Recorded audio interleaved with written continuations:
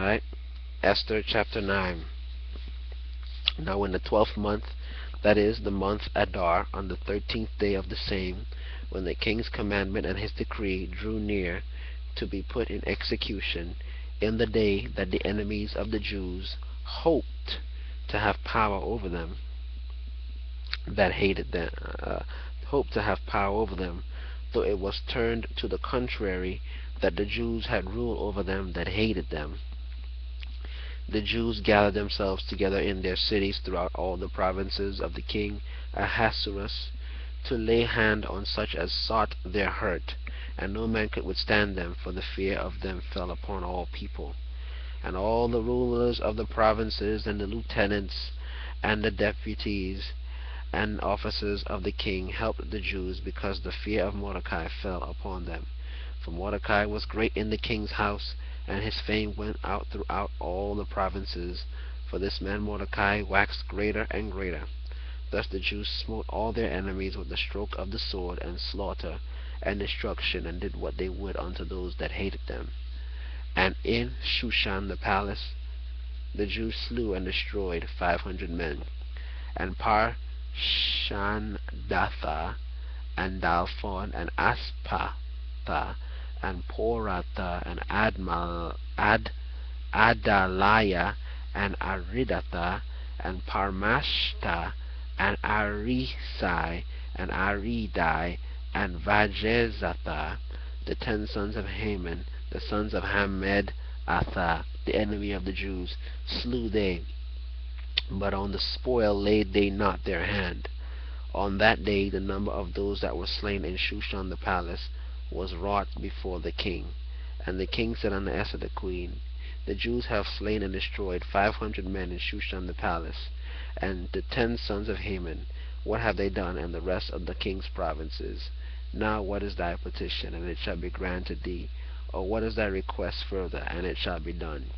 Then said Esther, If it please the king, let it be granted to the Jews which are in Shushan to do tomorrow also according unto this day's decree, and let Haman's 10 sons be hanged upon the gallows.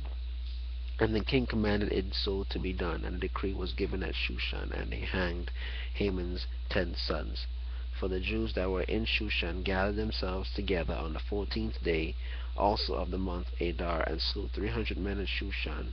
But on the prey or plunder they laid not their hand. But the other Jews that were in the king's provinces gathered themselves together, and stood for their lives, and had rest from their enemies, and slew of their foes 75,000. But they laid not their hands on the prey or the plunder. On the 13th day of the month Adar, and on the 14th day of the same, rested they, and made it a day of feasting and gladness. But the Jews that were at Shushan assembled together on the 13th day thereof, and on the 14th thereof, and on the 15th of the same day they rested, and made it a day of feasting and gladness. Therefore the Jews of the villages that dwelt in the unwalled towns made the 14th day of the month of Adar a day of gladness and feasting, and a good day of sending portions one to another. And Mordecai wrote these things, and sent letters unto all the Jews that were in all the provinces of the king Ahasuerus, both nigh and far, to establish this among them, that they should keep the 14th day of the month Adar, and the 15th day of the same yearly, as the days wherein the Jews rested from their enemies, in the month which was turned unto them from sorrow to joy, and from mourning into a good day, that they should make them days of feasting and joy, and of sending portions one to another, and gifts to the poor. And the Jews undertook to do as they had begun, and as Mordecai had written unto them, because Haman the son of Hammedatha the Agagite, the enemy of all the Jews, had devised or plotted against the Jews to destroy them, and had cast pur, that is, the lot, to consume them and to destroy them. But when Esther came before the king, he commanded by letters that his wicked device or plot, which he devised against the Jews, should return upon his own head, and that he and his son should be hanged on the gallows. Wherefore they call these days Purim, after the name of Pur, which means lot. Therefore, for all the words of this letter and of that which they had seen concerning this matter, and which had come unto them, the Jews ordained and took upon them and upon their seed and upon all such as joined themselves unto them, so as it should not fail, that they would keep these 2 days according to their writing and according to their appointed time every year, and that these days should be remembered and kept throughout every generation, every family, every province, and every city, and that these days of Purim should not fail from among the Jews, nor the memorial of them that perish from their seed. Then Esther the queen, daughter of Abihail and Mordecai the Jew, wrote with all authority to confirm the second letter of Purim.